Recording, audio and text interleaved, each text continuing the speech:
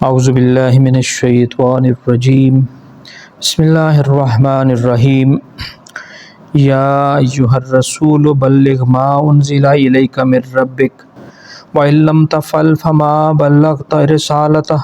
وَاللَّهُ يَعْصِمُكَ مِنَ النَّاسِ إِنَّ اللَّهَ لَا يَهْدِي الْقَوْمَ الْكَافِرِينَ قُلْ يَا أَهْلَ الْكِتَابِ لَسْتُمْ عَلَىٰ شَيْءٍ حَتَّىٰ تُقِيمُوا التَّوْرَاةَ وَالْإِنجِيلَ وَمَا أُنزِلَ إِلَيْكُم مِّن رَّبِّكُمْ وَلَيَزِيدَنَّ كَثِيرًا مِّنْهُم مَّا أُنزِلَ إِلَيْكَ مِن رَّبِّكَ طُغْيَانًا وَكُفْرًا فَلَا تَأْسَ عَلَى الْقَوْمِ الْكَافِرِينَ۔ صدق اللہ العظیم۔ سورہ المائدہ کا 14واں رکوع یہ آج شروع کیا ہے جی۔ اس کی ابتدائی 3 آیتیں میں نے پڑھنے کی سعادت حاصل کی ہے۔ دیکھیں، اللہ تعالیٰ ہی ہم جانتے ہیں اس کائنات کا خالق، یعنی بنانے والا وہی ہے، اور اس میں جو اس نے اپنی سب سے بہترین مخلوق بنائی وہ ہے انسان۔ وہ ہے انسان۔ بہترین کس لیے؟ حالانکہ فرشتے زیادہ خوبصورت ہیں، زیادہ طاقت والے ہیں، اور بھی اللہ کی مخلوق ہیں، جن بھی ہیں، اور یہ سارے سورج، چاند، ستارے سب اللہ کی مخلوق ہیں۔ مخلوق وہ ہوتی ہے کہ جس کو تخلیق کیا جائے، یعنی بنایا جائے، اور اللہ الخالق ہے جس نے تخلیق کیا سب کو۔ انسان بہتر اس لیے ہے کہ اس کو اللہ نے سوچنے سمجھنے کی صلاحیت دی،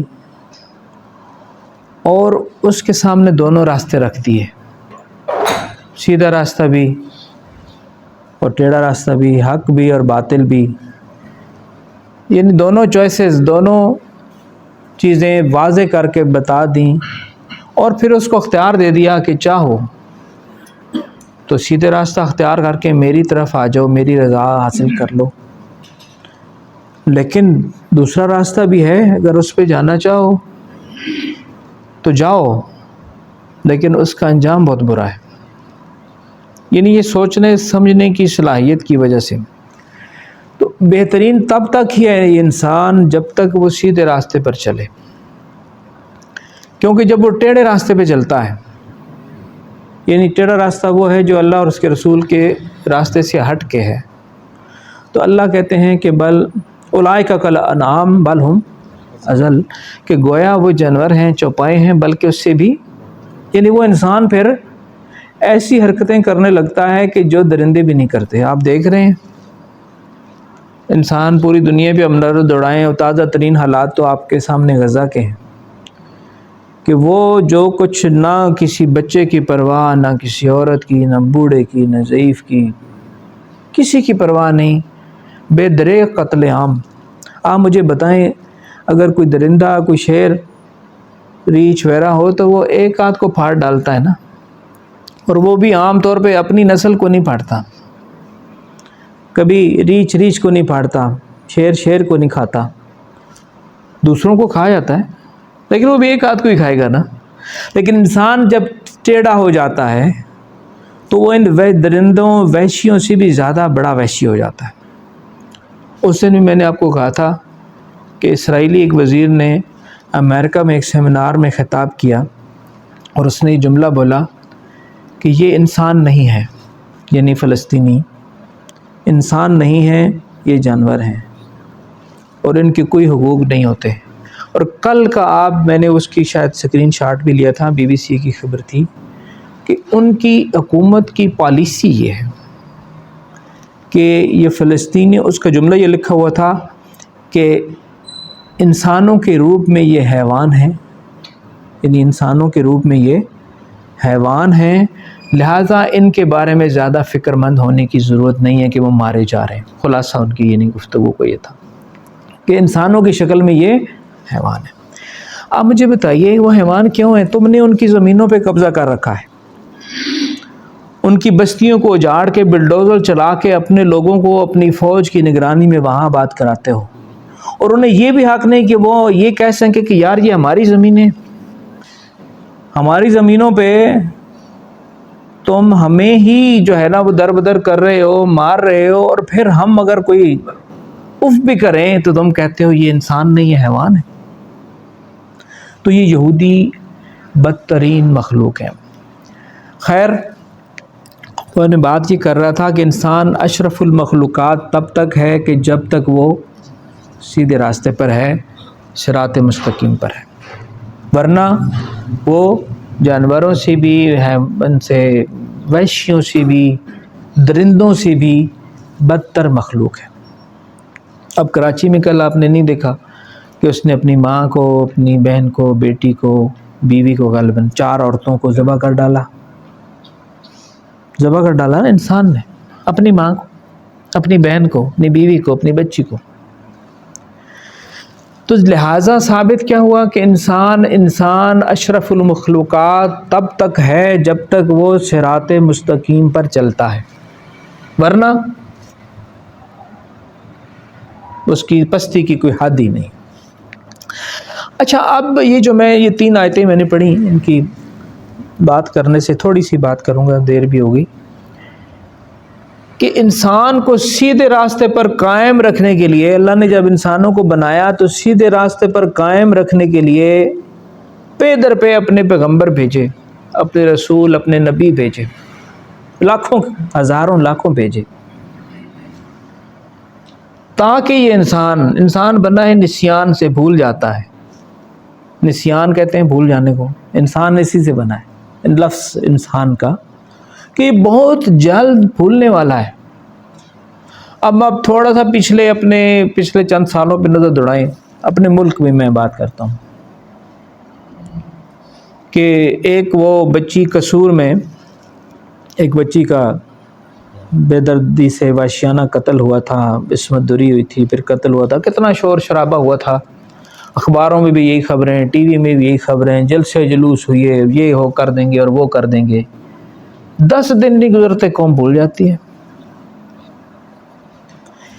ایک حکمران آتا ہے، وہ ذلیل کرتا ہے، 5 سال کہتے ہیں یار تنگ آ گئے، مہنگائی ہے، فلاں ہے، فلاں ہے، فلاں ہے۔ اگلی دفعہ دوسرے کو بھول کے اس کو لاتے ہیں، اس کے 5 سال روتے پیٹتے ہیں، پھر پچھلے کی بھول جاتے ہیں حرکتیں، پھر اس کو لے آتے ہیں۔ تو انسان چونکہ بھول جاتا ہے، اس لیے اللہ نے بار بار اپنے پیغمبر بھیجے، تاکہ ان کو یاد دہانی وہ کراتے رہیں کہ سیدھا راستہ یہ ہے۔ تو ہمارے جو سب سے عظیم اور ہمارے آقا حضرت محمد صلی اللہ علیہ وسلم تو اللہ کی بہترین انسانوں میں سے سب سے بہتر انسان اللہ کے نبی ہوتے ہیں، پیغمبر، اور ان میں سے بھی سب سے چنی ہوئی ہستی محمد رسول اللہ صلی اللہ علیہ وسلم۔ ان کو اللہ نے آخر میں اس جو اللہ کی پوری سکیم ہے اس دنیا کی، اس کے سب سے آخر میں محمد رسول اللہ صلی اللہ علیہ وسلم کو بھیجا، اور قیامت تک کے لیے ان کو ہدایت کا ایسا نظام بنا کے بھیجا کہ اب کسی اور نبی کی ضرورت نہیں رہی، کیونکہ حضور علیہ السلام کی لائی ہوئی کتاب جو اللہ نے آپ پر نازل کی، اس کی حفاظت کا ایسا انتظام کیا کہ قیامت تک اس میں تبدیلی ممکن نہیں ہے۔ کوئی مائی کا لال کر کے دیکھے، کتنوں نے کوششیں کی، زیر زبر بھی کسی نے فرق نہیں کوئی ڈال سکتا ہے انشاءاللہ۔ اور حضور علیہ الصلوۃ والسلام کی اپنی مبارک زندگی، آپ کی ایک ایک ادا وہ محفوظ ہے۔ میں اکثر کہا کرتا ہوں، آج کل ٹیکنالوجی کا دور ہے نا، کیمرے ہیں، ویڈیو کیمرے ہیں، آپ دنیا کے کسی بڑے سے بڑے لیڈر کے بارے میں بتائیں کہ وہ سوتا کیسے ہے، چاہے وہ مذہبی لیڈر ہو یا سیاسی لیڈر ہو، فوجی حکمران ہو، جو بھی ہو، جنرل ہو، کوئی ایک بتائیں کہ اس کی پرائیویٹ زندگی آپ کو پتہ ہو کہ وہ گھر میں کیسے داخل ہوتا ہے، کیسے نکلتا ہے، کیسے کھاتا ہے، کیسے پیتا ہے، آپ کو پتہ ہے؟ آپ کو اب جو حکمران ہیں ان کے بارے میں آپ بتائیں مجھے کہ وہ کیا پسند ہے، جی شہباز شریف صاحب کو کیا پسند ہے، عمران خان صاحب کو کیا پسند ہے کھانے میں، وہ چلتے کیسے ہیں، چلتے تو پھر بھی ہم ٹی وی پہ دیکھ لیتے ہیں نا۔ اس زمانے میں آج سے 1450 سال پہلے کیمرے نہیں تھے،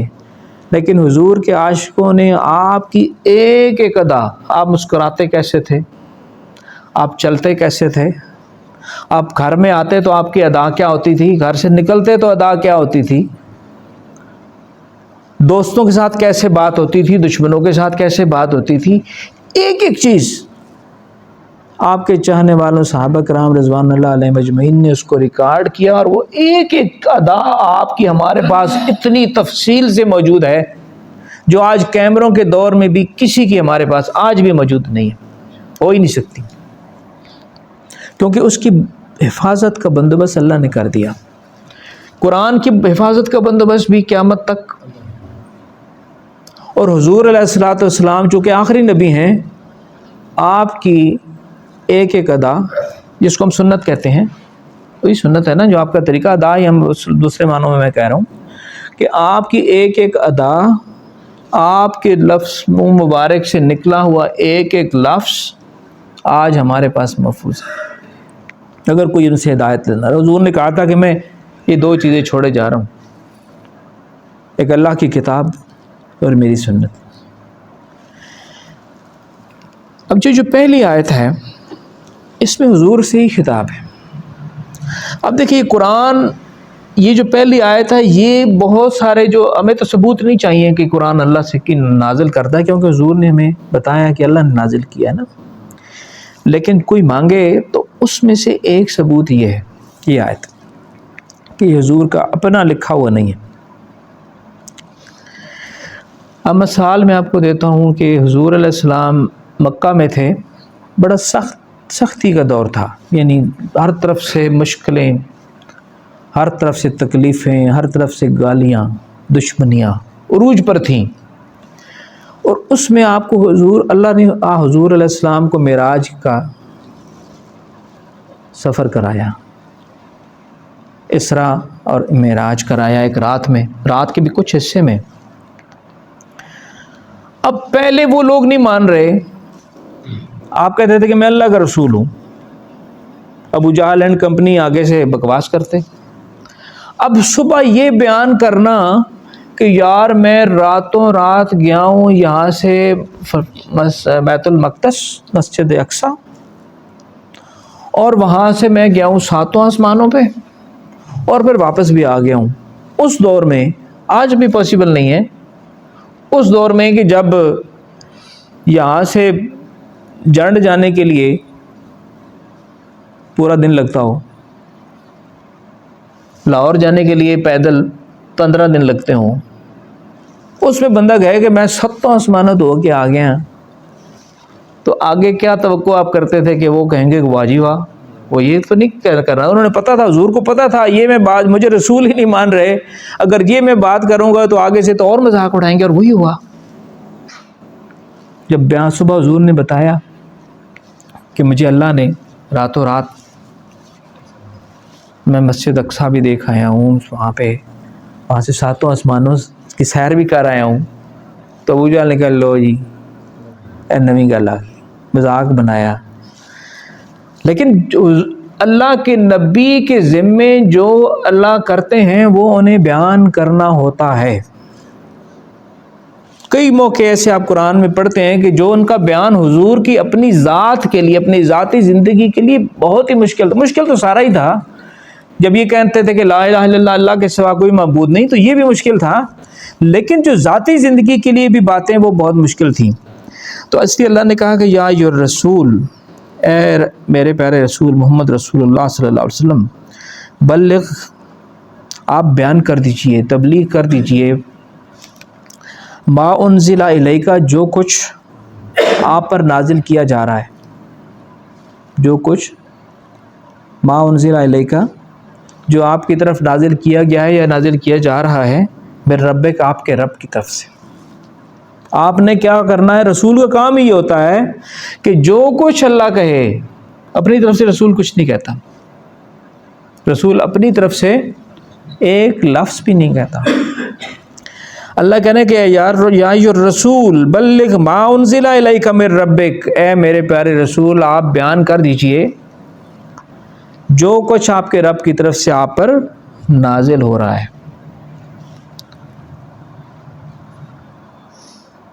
اگلی اس آیت کا اگلا حصہ، کتنا دیکھیں اللہ کے وَإِن لَّمْ تَفْعَلْ،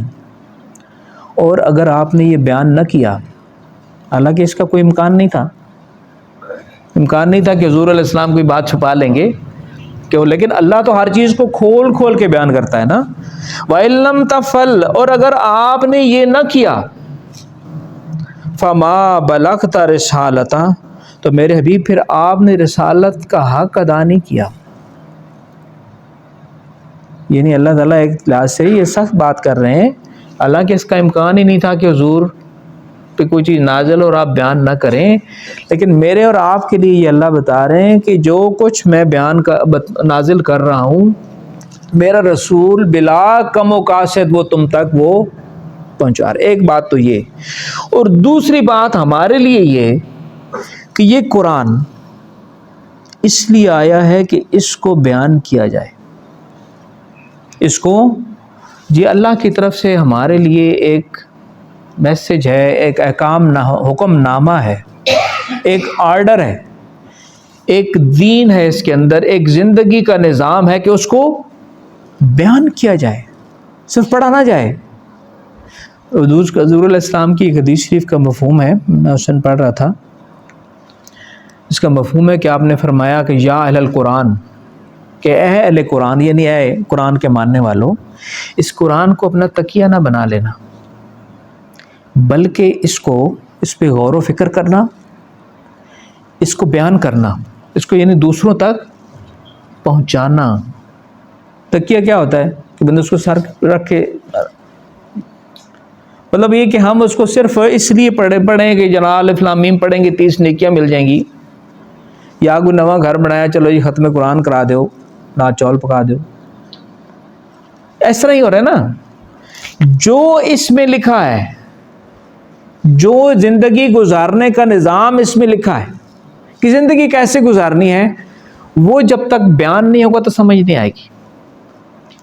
عمل تو بعد کی بات ہے نا. سمجھ میں آئے گی کہ اللہ ہم سے کیا چاہتے ہیں کہ ہم زندگی کیسے گزاریں، ذاتی زندگی بھی، گھر کی زندگی بھی، معاشرے کی زندگی بھی، حکومت، سارا کچھ، پورا معاشرہ اللہ کیسے چاہتے ہیں، وہ تب سمجھ میں آئے گا جب اس کو بیان کیا جائے گا. تو اس لیے حضور کو کہا جا رہا ہے کہ میرے پیارے حبیب، جو کچھ آپ کی طرف اللہ، آپ کا رب آپ کی طرف نازل کر رہا ہے اسے بیان فرمائیے. وَإِن لَّمْ تَفْعَلْ، اور اگر آپ نے نہ کیا، فَمَا بَلَغْتَ رِسَالَتَهُ، تو آپ نے رسالت کا حق پھر ادا نہیں کیا. وَاللَّهُ يَعْصِمُكَ مِنَ النَّاسِ، اے میرے پیارے حبیب، واللہ، اللہ جو ہے، یعصمک، بچائے گا تمہیں، حفاظت کرے گا آپ کی، من الناس، لوگوں سے. یہ آیت پڑھتے ہوئے میرے ذہن میں خیال آیا، ہو سکتا ہے غلط ہو، کہ اب قرآن کی کئی، جیسے وہ میں نے معراج والی بات کی، یا اور کئی آیات بڑی سخت ہیں جن کو حضور کو بیان کرنے کا حکم تھا، سارے ہی بیان کرنا تھا. تو یہ بھی پتہ تھا اب آگے سے ریئیکشن آئے گا. ہو سکتا ہے حضور علیہ السلام نے کبھی سوچا ہو، اللہ کو تو سوچوں کا بھی پتہ ہوتا ہے نا، کہ یار یہ کیسے بیان کروں. تو اللہ نے کہا کہ ابھی آپ پریشان نہ ہوں، واللہ یعصمک من الناس، اللہ آپ کی ان لوگوں سے، یعنی آپ کے دشمنوں سے آپ کی حفاظت فرمائے گا. اور دیکھیں اللہ نے کیسی حفاظت کی کہ وہ یتیم بچہ، یتیم تھے حضور علیہ السلام کی عمر مبارک ابھی یعنی پیدا ہی نہیں ہوئے تھے تو والد صاحب فوت ہو گئے، 6 سال کے تھے والدہ فوت ہو گئیں. پھر چچا نے، آپ کی حضرت ابو طالب نے آپ کی ان کو پرورش کی. اور پھر جب نبوت کا اعلان فرمایا تو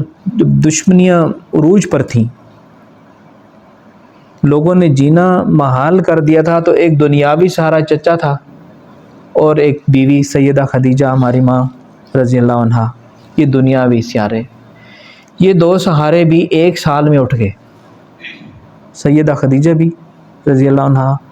اور ابو طالب بھی 1 سال میں ہی وفات پا گئے. اسی سال کو حضور نے کہا کہ عام الحزن ہے. تو پھر دشمنیاں اور دشمن بے باک ہو گئے کہ دنیاوی سہارے بھی نہیں رہے، اب تو اس کا کوئی ہے ہی نہیں.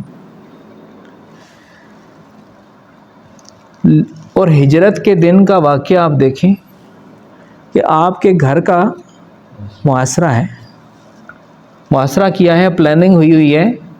کہ ہر قبیلے کا ایک ایک جوان تلوار لے کے کھڑا ہے کہ آج ثم نعوذ باللہ ثم نعوذ باللہ کہ آج محمد رسول اللہ کا کام تمام کر دیں گے۔ اور حضور ایک مٹھی میں مٹی لیتے ہیں اور اللہ کہتے ہیں کہ ان کو ان کی طرف پھینک دو، اور وہ ایسے مدہوش ہوئی ہے، ان کو نظر نہیں آیا، حضور ان کے درمیان سے نکل گئے۔ غار ثور کا بھی قصہ آپ کو پتہ ہے کہ دشمن ڈھونڈتے ڈھونڈتے وہاں تک پہنچے، یہ ساری سیرت ہے نا۔ تو اللہ نے کہا کہ واللہ یعصمک من الناس، ہے میرے پیارے حبیب آپ گھبرائیں نہیں، اس قرآن کو بیان کرتے جائیں، لوگوں سے حفاظت آپ کا رب آپ کی کرے گا۔ ان اللہ لا یہدی القوم الکافرین، اور یہ جو آپ کے دشمن ہیں ایسے کافروں کو اللہ سیدھی راہ نہیں دکھایا کرتا۔ یہ پہلی آیت تھی۔ اب پچھلی رکوع کے آخر میں ہم نے ایک بات پڑھی تھی کہ اللہ نے کہا تھا کہ اہل کتاب اگر تم اپنی کتابوں یعنی تورات اور انجیل کو قائم کرتے، تو میں نے اس پہ بات کی تھی کہ قائم کرنے سے کیا مراد ہے؟ پڑھتے تو تھے، وہ آپ بھی پڑھتے ہیں، اپنی جو کوئی جھوٹی سچی وہ ہے ان کی، آپ نے کبھی ویڈیو دیکھی ہوگی، یہ یہودی دیوار گریہ پہ ایسے ایسے کر کے پڑھ رہے ہوتے ہیں، لیکن انہوں نے حضرت موسیٰ علیہ السلام کے بعد بھی اس کو قائم نہیں کیا۔ یعنی قائم کرنے کا مطلب اس دن بھی بات ہوئی تھی کیا ہوتا ہے کہ صرف پڑھنا نہیں، اس کے اندر جو کچھ بیان ہوا ہے اس کے مطابق پورا ایک سسٹم کھڑا کر دینا، جیسے مدینہ میں حضور نے قائم کیا۔ اب ہم پڑھ رہے ہیں لیکن قرآن قائم نہیں ہے۔ قائم ہوتا سب سے بڑا گناہ شرک کے بعد جو سود کا ہے، آپ کے ملک میں نہ ہوتا، آپ کے ملک میں ناانصافی نہ ہوتی، میرٹ ہوتا، غریب کو اس کا حق ملتا، اگر اس کے اندر جو صلاحیت ہے وہ آگے آتا۔ لیکن قائم نہیں ہے، پڑھا جاتا ہے، قرآن پڑھا جاتا ہے اسمبلی کے، ہمارے پارلیمنٹ، اس کے بعد بھی لکھا ہوا ہے لا الہ الا اللہ محمد رسول اللہ، اتنا بڑا لکھا ہے، چلو شکر ہے وہ بھی لکھا ہوا ہے، لیکن اس کے اندر اس کلمے سے مطابقت رکھنے والی کوئی چیز نہیں ہے۔ اسمبلی کے اجلاس کی شروع میں تلاوت قرآن ہوتی ہے، لیکن اس کے بعد صدق اللہ العظیم کے بعد ہمارے بھی اکثر پروگراموں میں، چاہے وہ شادی کے ہوں، ولیمہ ہو، تلاوت برکت کے لیے ہوتی ہے، لیکن باقی کام سارے اس کے الٹ ہو رہے ہوتے ہیں کہ نہیں ہو رہے ہوتے؟ تو یہ رواجی پڑھنا ہے نا، تلاوت کرو جی مولوی صاحب تلاوت کرو، چلو یہ تلاوت ہو گئی، اس کے بعد اپنی مرضی۔ اللہ کو ایسی ٹھگیاں نہیں کی جا سکتی اس کی، بلکہ اس کی میں تو سمجھتا ہوں بے ادبی ہوتی ہے کہ آپ پڑھ کے تلاوت کرواتے ہیں اور باقی سارے کام اس کے الٹ کے ہو رہے ہوتے ہیں وہاں پہ، تو اس کا مطلب ہے بے باک ہیں۔ تو اس لیے میرے بھائیوں یہ اگلی آیت اسی سے متعلقہ ہے، فرمایا کہ کل یا اہل الکتاب، اہل کتاب، لستم علی شیء، تمہاری تو کوئی حیثیت ہی نہیں ہے تمہاری بات کی، تمہاری تو کوئی بنیاد ہی نہیں ہے، حتی تقیموا التوراۃ والانجیل، یعنی تم کس منہ سے ہم سے بات کرتے ہو، تمہاری بات ہم نہیں سنیں گے، مطلب یہ ہے کہ تمہاری حیثیت اس وقت ہم سے بحث کرنے کی نہیں ہے، حتی تقیموا التوراۃ والانجیل، یہاں تک کہ تم تورات اور انجیل کو قائم کر دو۔ اب تو ظاہر ان کے پاس ہے ہی نہیں اصلی حالت میں، وہ کر ہی نہیں سکتے اگر کرنا چاہیں بھی، اب تو قرآن آنے کے بعد وہ ساری مطلب سسپینڈ ہو گئی، جو بین سمجھ لیں آپ ہو گئی نا، نیا آرڈر آ گیا، نیا حکم نامہ آ گیا۔ وَأُنزِلَ إِلَيْكُم مِّن رَبِّكُم، اور جو کچھ اللہ نے احکامات نازل کیے ان کو تم نے قائم نہیں کیا، لہٰذا تمہاری تو کوئی جڑ بنیاد ہی نہیں ہے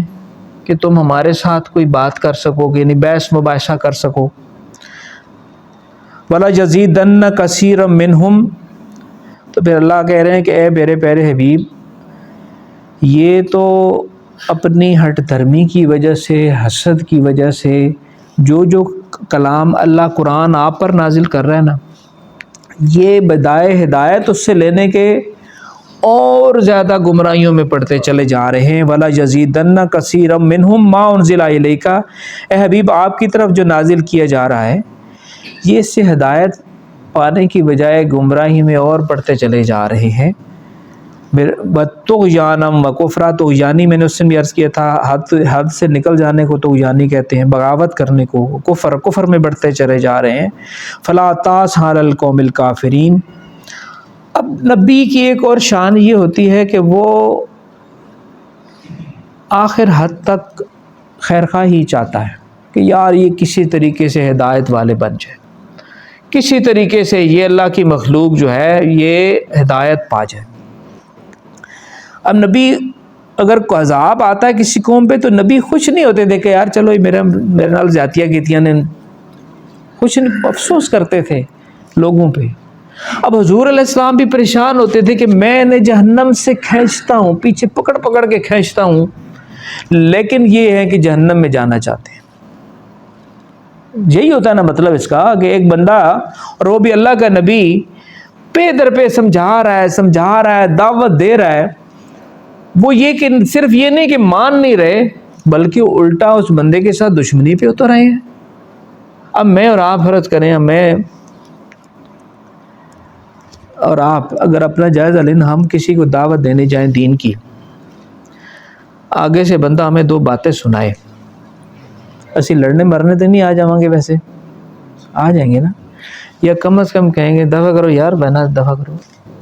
آئندہ نہیں جائیں گے اس کے پاس۔ ایسا ہی ہے نا، کئی دفعہ اتفاق ہوا ہے،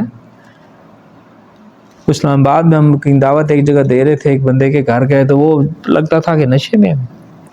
اندر دروازہ کھولا، بات جو ہی شروع کی، زور سے دروازہ بند، تو دل میں تو ایک دفعہ آیا کہ یار اس بندے نے لمحہ کر دینا چاہیے، لیکن وہ حضور کی دیکھیں وہ صبر، کہ یار وہ مارنے پہ تلے ہوئے ہیں، آپ کو بائیکاٹ کر رہے ہیں، پتھر مار رہے ہیں،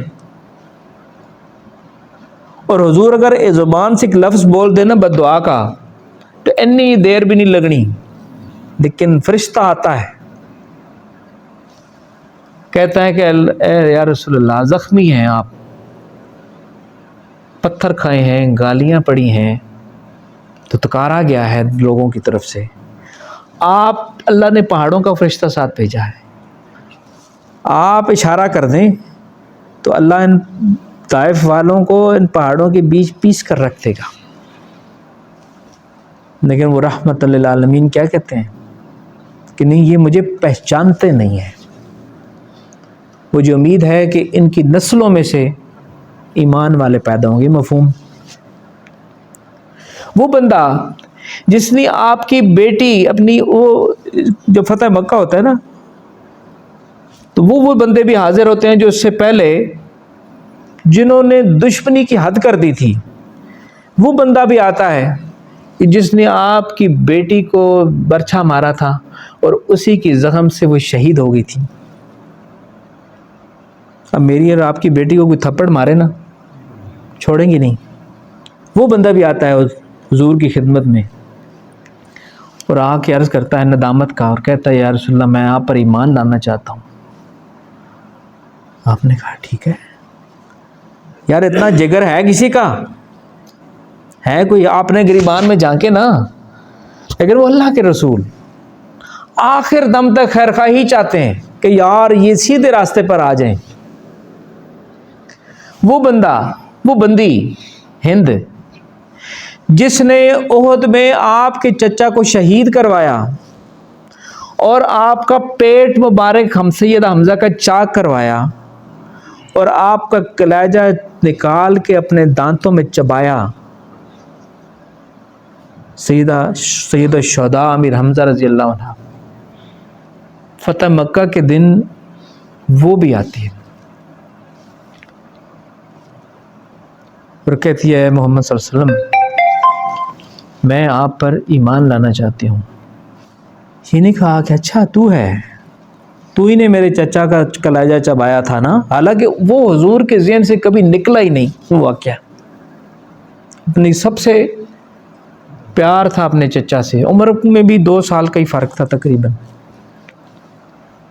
لیکن آپ نے اس کو بھی معاف کر دیا، صرف معاف نہیں کیا بلکہ اپنی صحابیہ کا سٹیٹس بھی دے دیا، ایمان جو لے۔ تو یہ بڑے جگر والے کام ہیں۔ تو آپ بہرحال پریشان ہوتے تھے کہ یار یہ کیوں نہیں یہ میں نے سمجھاتا ہوں، میں نے جہنم سے کی طرف جانے سے روکتا ہوں، انہیں تباہی کی طرف جانے سے روکتا ہوں، لیکن یہ پھر ادھر ہی جانا چاہتے ہیں۔ تو افسوس ہوتا تھا آپ کو دل تو اللہ نے کہا فلا تأس علی القوم الکافرین، اے حبیب ان کافروں پر آپ افسوس مت کریے۔ ایک اور موقع پہ قرآن میں اللہ نے کہا کہ میرے حبیب میں نے آپ کو ان پر دروغہ بنا کر نہیں بھیجا کہ لازمی ان سے کلمہ پڑھوانا ہے، نہیں مانتے، ان کا میرے ساتھ معاملہ ہے، میں دیکھ لوں گا۔ وہ تو دیکھ لے گا نا، لیکن رحمت للعالمین۔ بس یہاں تک کیجیے، میں نے یہ پڑھا تھا آج، یہ 2 آیتیں تھیں۔ تو اللہ تعالیٰ اس میں 2 امپورٹنٹ جو باتیں میں دہرا دیتا ہوں کہ ایک تو حضور علیہ السلام نے جو کچھ آپ کی طرف اللہ نے اپنے نبی کی طرف وحی کیا، آپ نے بلا کم و کاسط امت تک وہ پہنچا ہی نہیں دیا،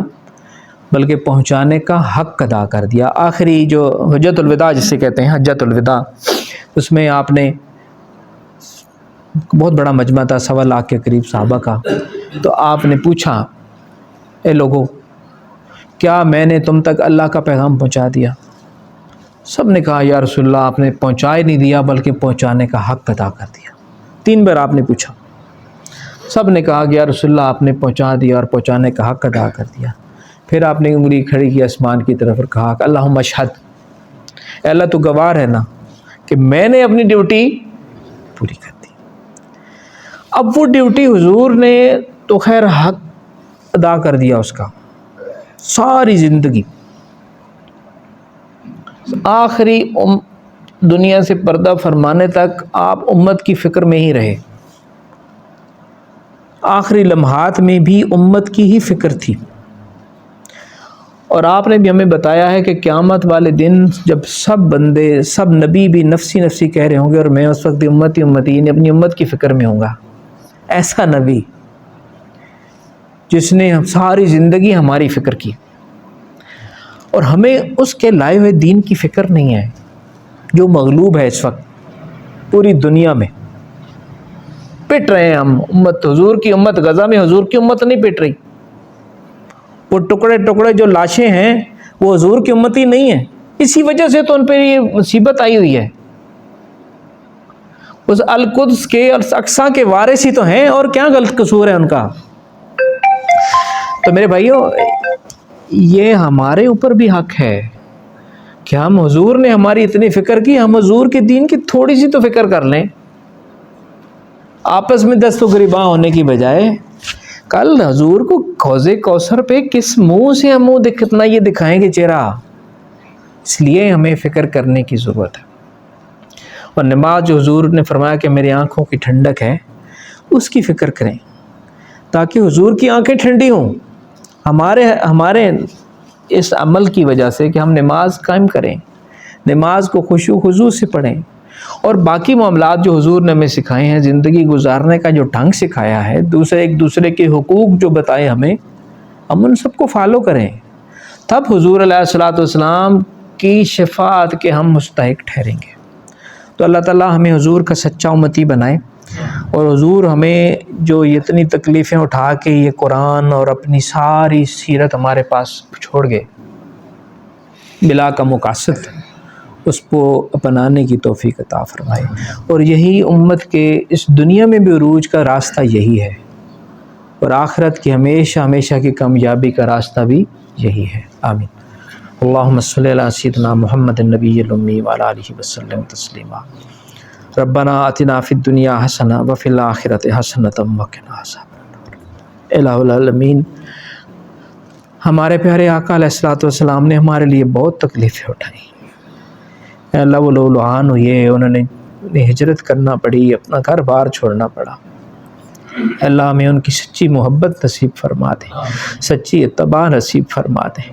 اللہ ہمیں حضور کے دین لائے ہوئے دین پر چلنے والا مسلمان بنا دے،